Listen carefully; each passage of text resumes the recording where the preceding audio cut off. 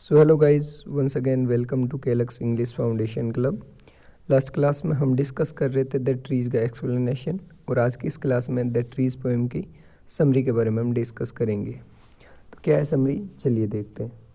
In this article you will be reading the trees summary, यानी कि इस article में आप देखेंगे या आप पढ़ेंगे ये जो ट्रीज है द ट्रीज पोएम, इसकी समरी को।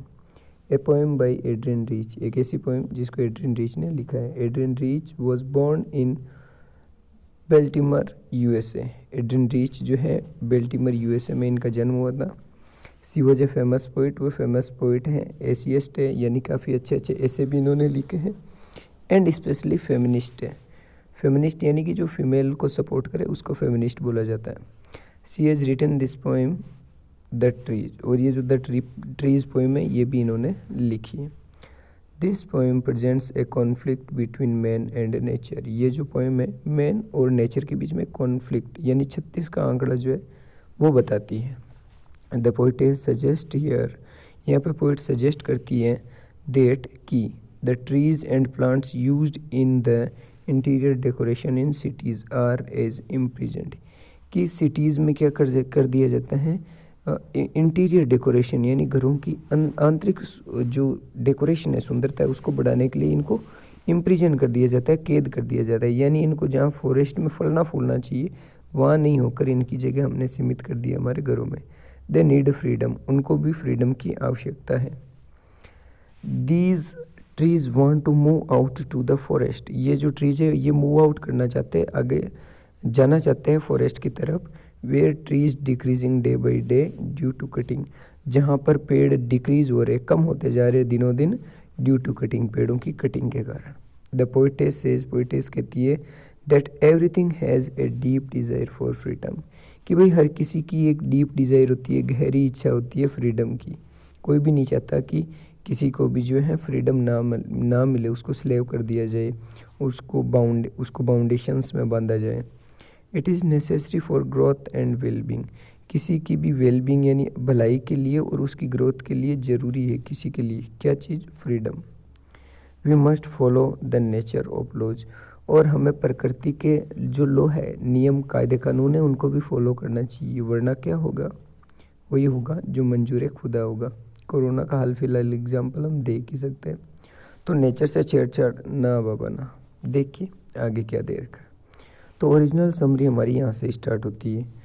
इन दिस पोएम, इस पोएम में I is the voice of the speaker of the poem Adrienne Rich, कि इस पोएम में आई एक वर्ड आएगा जो किसको रेफर कर रहा है, हमारी स्पीकर की वॉइस को। स्पीकर कौन है, इसी पोएम की जो पोइटेस है एड्रियन रीच।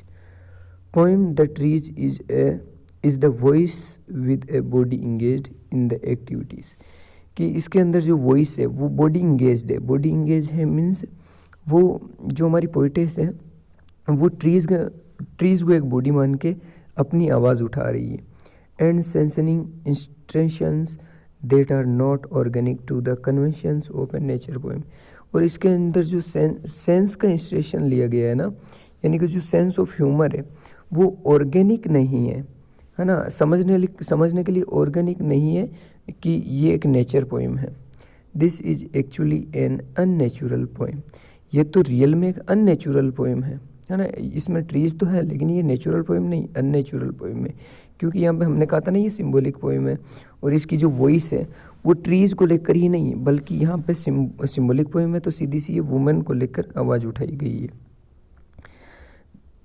आगे क्या दे रखा है, डेट नरेट्स, जो बताती है the struggle of A population of trees, यानी पॉपुलेशन जो है ट्रीज की उनके स्ट्रगल को दिखा रही है, जो क्या कर रहे हैं, टू स्केप, बच रहे हैं, the confined surrounding of A green house, एक ग्रीन हाउस के सराउंडिंग जो भी कन्फाइंड है, कन्फाइंड मीन्स जो एटमोसफियर है, जो दुविधाएं हैं उनसे बचने की कोशिश कर रहे हैं। थ्रू द ट्रीज के through this poem demonstrates the unsuitability of the language itself, यानी कि ये जो पोएम के साथ साथ जो अनसुटेबिलिटी है लैंग्वेज की, वो भी उसको भी क्या कर रही है, एज ए ग्रीन हाउस के रूप में उसको भी बता रही है। यानी कि यहाँ पे अनसुटेबिलिटी ऑफ लैंग्वेज का मतलब हो गया कि खुद की जो आवाज़ उठाने को जो लोग दबा देते हैं ना, आसपास के लोग, वैसे ही ग्रीन हाउस के अंदर जो सिचुएशंस है उनसे ये ट्रीज जो है बच के बाहर निकलना चाहते हैं। The poetess is the witness, कि पोइटेस जो है इस चीज़ की विटनेस है, गवाह है, फॉर द ट्रीज एक्सोडस, कि ट्रीज कैसे एक्सोडस हो रहे, कैसे परेशान हो रहे। एक्सोडस मीन्स होता है टू बी डिस्ट्रॉय और to be in the end, है ना, उस चीज़ को बोलते हैं exodus. But making distances herself from participating in the making of something out of the spectacle. लेकिन वो क्या कर रहे हैं, वो कोशिश कर रहे हैं कि वो यहाँ से अलग कर दे खुद को, यानी ये जो घर है यहाँ से डिस्टेंस बनाए और कहाँ पे चले जाएं, in the forest, something out of the staples. She can sit and write to, वो भी वहाँ पर बैठती है और लिखती है अबाउट द ट्रीज, और स्पेशली उनकी जो वॉइस है about the women. Even though the speaker addresses the audience, यहाँ पर जो है वो ऑडियंस को भी एड्रेस करती है, बतलाती है। Her own head is full of whispers, कि उनके खुद के हेड में भी काफ़ी सारी विस्पर्स है, यानी उथल फुथल है। And she is an audience as well, और वो भी एक ऑडियंस है, ठीक उसी तरह जैसे हम वी यानी हम। हावेवर, हालांकि the audience of the poem, हम तो इस पोएम के ऑडियंस हैं। Are compelled with the command, लेकिन जो भी इनकी कमांड है, जो आवाज़ है, उनके साथ हम कंपेल हो जाते हैं ना, फोर्सफुली हम बंध जाते हैं उस चीज़ में, उसके साथ खड़े होने की कोशिश में लग जाते हैं। The speaker reaches across the barrier between the poem and the audience, यहाँ पर जो है पोइटेस जो है ना, वो जो बैरियर है, बाधाएं हैं, उनके बारे में डिस्कस करने लग जाती है पोएम और हमारी ऑडियंस के बीच में। A transaction that occurs on the page, एक ट्रांसैक्शन जो है हैपन होता है पेज पर। एंड सेज फॉर लिसनिंग, और हमें लिसनिंग के लिए बोलता है, सुनने के लिए बोलता है। देखो क्या है, चलते हैं। Poetess articulates her consideration of the many levels of inner and outer and the blurring of the boundaries between them, कि हमारी जो पोइटेस है वो आर्टिकुलेट कर रही है, यानी आर्टिकल में लिख के बता रही है अपनी जो कॉन्शियसनेस है, समझदारी, उसको कई लेवल पे, इनर और आउटर पे, ब्लरिंग के साथ जो भी बाउंड्रीज है उन पेड़ों के साथ में, उनके बारे में। इन द पोएम में the trees are in the house of the poet, कि जो पेड़ है वो कहाँ है, पोइट के घर में है।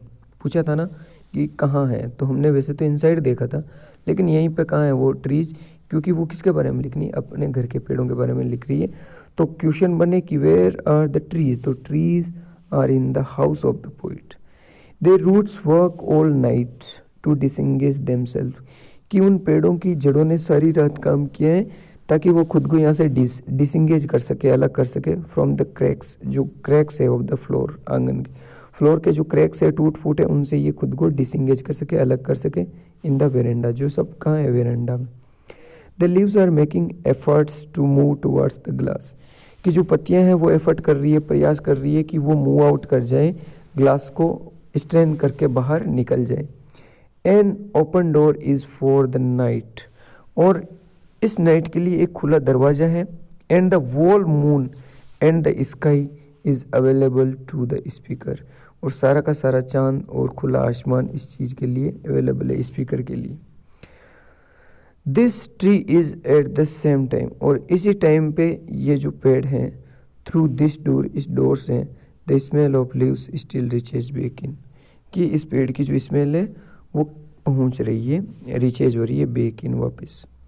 The speaker's head is another interior and implicitly entered by the whispers, और जो हमारे स्पीकर का हेड है उसमें भी दूसरी एक जो इंटीरियर यानी आंतरिक इम्प्लिसिटली और जो है वो एंटर हो रही है, यानी काफ़ी हड़बड़ाहट जो है उनके दिमाग में बची हुई है कि इन पेड़ों के साथ क्या होगा और एक नया सवेरा कैसे निकलेगा।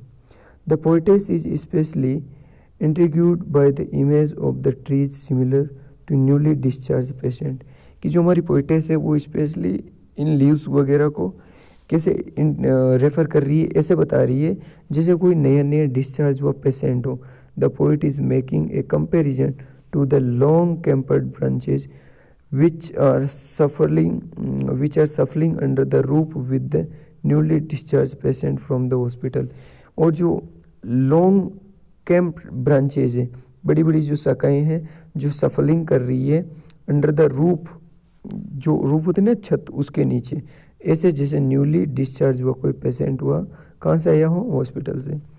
As they are moving towards the hospital doors, और वो अभी मूविंग आउट कर रहे हॉस्पिटल के गेट की तरफ। आफ्टर देयर लॉन्ग इलनेस, अपनी खुद की काफ़ी बीमारी के बाद, यानी कि वो काफ़ी समय तक प्रॉब्लम्स में रहे, उनके बाद हॉस्पिटल में रहे। अब जैसे वो न्यूली डिस्चार्ज आधे उसमें इधर उधर भटक रहे, तो वैसे ही यहाँ के जो घर के ट्रीज़ हैं वो भी क्या कर रहे हैं, यहाँ से बाहर निकल कर जो है मूव आउट हो रहे हैं, और ऐसे लग रहे हैं जैसे वो भी कोई न्यूली डिस्चार्ज पेशेंट हो। The branches have come cramped under the gaps with the roof, कि जो ब्रांचेज है वो क्रैम्प अंडर द गैप्स, यानी कि भर रही है कहाँ पर, under the gaps with the roof, छत के नीचे जो गैप है, जगह है वहाँ पर। Therefore they want to get out, इसलिए वो चाहती है कि वो यहाँ से गेट आउट हो जाए into the open to spread themselves in the fresh air, ताकि वो वहाँ से क्या कर सके, बाहर निकले और फैल सकें, स्प्रेड हो सके into the fresh air. Fresh air में मीन्स फॉरेस्ट में, यूँ समझ लो ये है हमारी, ये जो है ना, ये हमारी फ्रेश एयर है, और ये हमारे घर से ऐसे बाहर निकल रही है। चलिए, अब ये तो हुई इसकी समरी, एक्सप्लेनेशन हमने लास्ट क्लास में देख ही लिया ना। अब फाइनली इसका कंक्लूजन क्या निकलता है, क्या मैसेज है, वो हम देखते हैं। तो यहाँ पर दे रखा है the tree is a short symbolic poem. जो द ट्री है ये हमारी एक शॉर्ट सिम्बॉलिक पोइम है, and it focuses on the movement of trees, जो स्पेशली जो ट्रीज़ का मूवमेंट है उस पर फोकस करती है। देट आर इनिशियली इंडोर्स, कि जो इनिशियली वास्तव में क्या है, इंडोर्स है, घरों के अंदर है, बट सीकिंग टू एस्केप, लेकिन वो बचने की कोशिश कर रहे हैं, to freedom in the forest, जंगल में जाने के लिए, जंगल की आज़ादी के लिए। The trees represents the nature and womanhood in particular, कि यहाँ पर जो ट्रीज है वो नेचर को और सेम उसी टाइप से वुमनहुड को, यानी महिला जो है ना, फेमिनाइन चीज़ें उनको, कि भाई महिला की, फीमेल की क्या कंडीशन है, वुमनहुड बोलते हैं ना, जैसे हमारा चाइल्डहुड होता है तो वैसे ही वुमनहुड है। तो वुमनहुड को और नेचर को, दोनों चीज़ों को बिल्कुल पर्टिकुलर यानी समान रूप से रिप्रेजेंट कर रही है, कि ये जो है डेकोरेशन का एक पार्ट नहीं हो सकती, चाहे वुमेन हो या फिर नेचर, उनको घरों के अंदर नहीं रख सकते। जिस टाइप से ये जो ट्रीज हैं इनकी जगह फॉरेस्ट में, उसी टाइप से वुमेन्स की जो रियल प्लेस है वो इस धरती में है, धरती के बाहर है। घरों के अंदर उनको केवल हाउस होल्डर बनाकर हम नहीं रख सकते। ये हमारी पोएम का मैसेज है। चलिए, ये होगी हमारी समरी, और इसके अलावा अब हमारी जो नेक्स्ट पोएम होगी वो होगी वो ड्रैगन वाली पोएम, जो वास्तव में सबसे शानदार पोएम है। तो उस पोएम को हम करेंगे नेक्स्ट क्लास में डिस्कस। तब तक बने रहिए केएलएक्स इंग्लिश फाउंडेशन के साथ। जय हिंद, जय भारत।